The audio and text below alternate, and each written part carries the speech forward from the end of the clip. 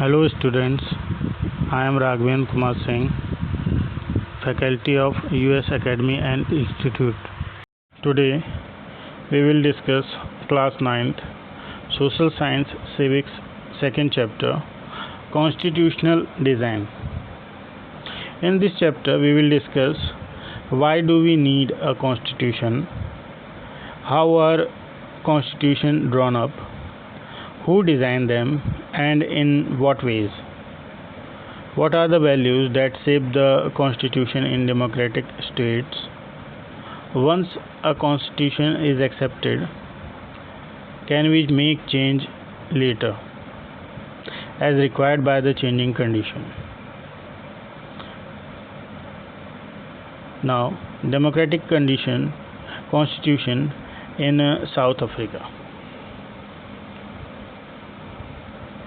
Apartheid is a system of racial discrimination unique to South Africa, imposed by the white Europeans. During the 17th and 18th century, the trading companies from Europe occupied it with arms and force and became the local ruler. The system of apartheid divided the peoples and labeled them on the basis of their skin color. The white rulers treated all non-whites as inferior. The non-whites did not have voting rights and were forbidden from living in white areas. The black-colored and Indians fought against the apartheid system from 1950. The African National Congress was the umbrella organization that led the struggle against the policies of segregation. Nelson Mandela was one of the leaders among the 8 who were tried to treason by the white South African government. They were sentenced to life, imprisoned in 1964 for daring to oppose the apartheid regime in the country, giving rise to the new constitution.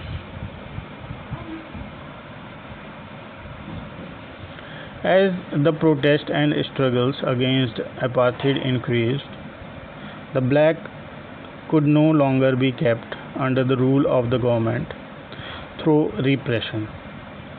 The white regime changed its policies. Discriminatory laws were repealed. Ban on political parties and restrictions on the media were lifted. Nelson Mandela was released after 28 years in the Robben Island prison. The apartheid government came to an end on the midnight of 26 April 1994, paving way for the formation of a multi-racial government.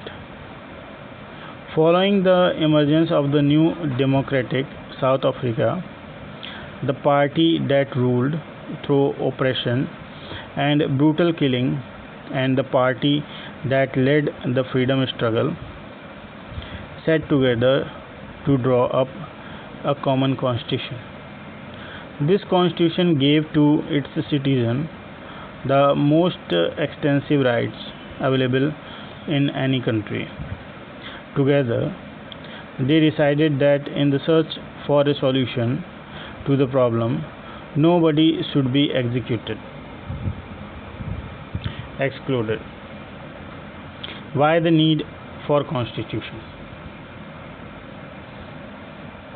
Take the example of South Africa to see why we need the constitution and what constitution do. The oppressor and oppressed were planning to live together as equal in the new democracy. Each section wanted to safeguard their interests and wanted substantial social and economic right. Through negotiation, both parties came to a compromise The white agreed to the principle of majority rule and that of one person, one vote. They also agreed to accept some basic rights for the poor and the workers. The blacks agreed that majority rule would not be absolute and that the majority would not take away the property of the white minority. How was this compromise to be implemented? The only way to build and maintain trust in such a situation was to write down some rules of the game that everyone would abide by. These supreme rules that no government would be able to ignore is called a constitution.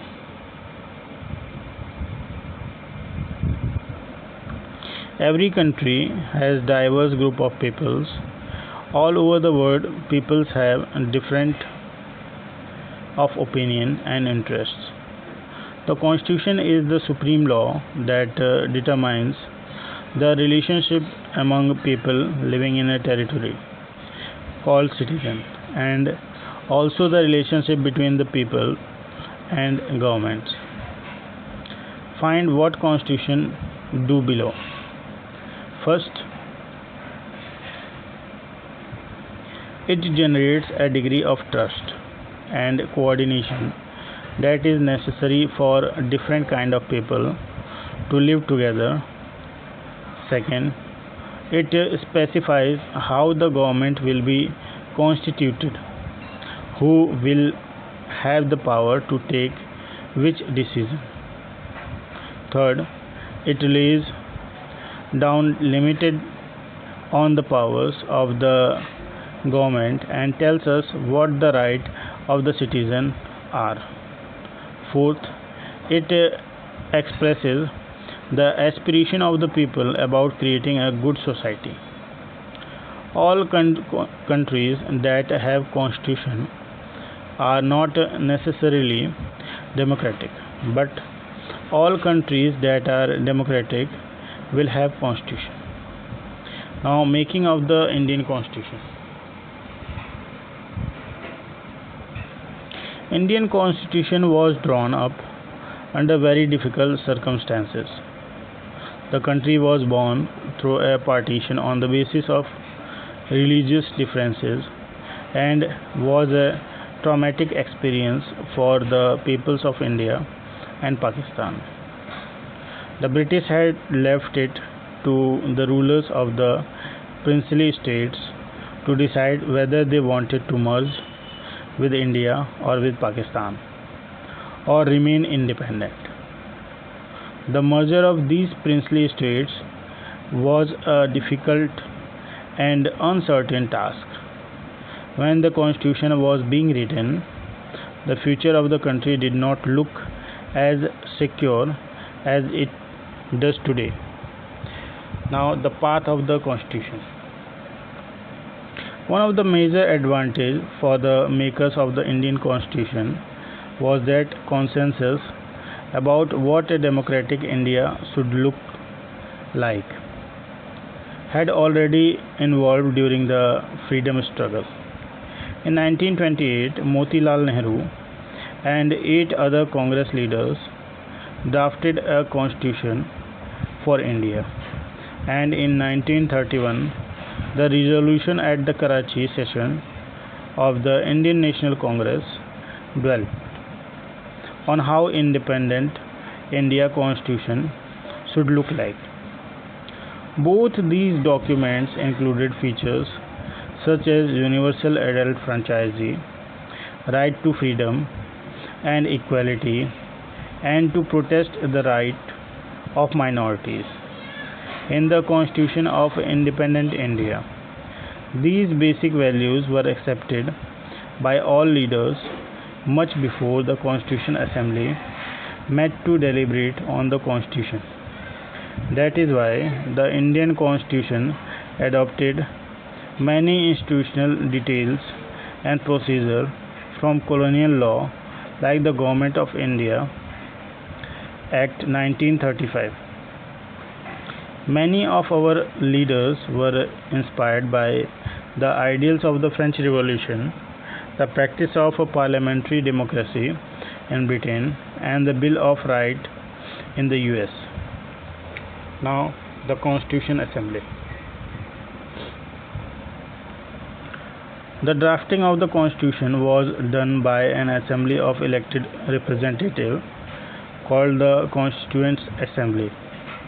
Elections to the Constituent Assembly were held in July 1946, and its first meeting was held in December 1946.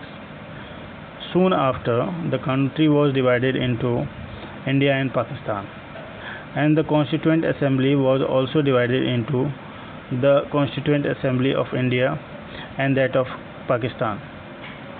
The Constituent Assembly that wrote the Indian Constitution had 299 members. The Assembly adopted the Constitution on 26 November 1949, but it came into effect on 26 January 1950. To mark this day, we celebrate January 26 as a Republic Day every year. Now, why we should accept the Constitution made by the Assembly more than 6 decades ago? The Constitution does not reflect the views of its members alone. It expresses a broad consensus of its time. The second reason for accepting the Constitution is that the Constitution Assembly represented the peoples of India. Finally, the manner in which the Constituent Assembly worked gives sanctity to the Constitution.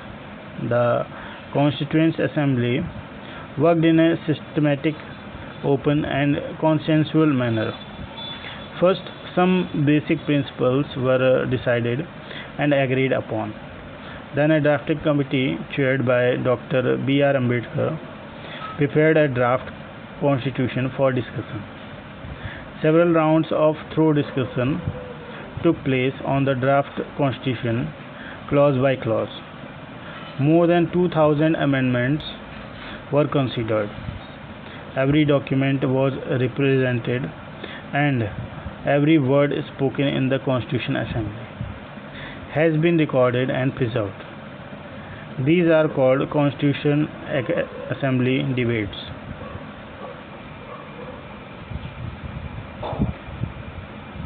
Now, guiding values of the Indian Constitution. First, understand the overall philosophy of what our Constitution is all about. Read the views of some of our major leaders on our Constitution and read what the Constitution says about its own philosophy. This is what the preamble to the Constitution does. The dream and the promise. There are many members who followed the vision of Mahatma Gandhi. This dream of an India that has eliminated inequality was shared by Dr. Ambedkar, who played a key role in the making of the Constitution. But his vision of removing inequality from India was different from Gandhiji. Now, the philosophy of the Constitution.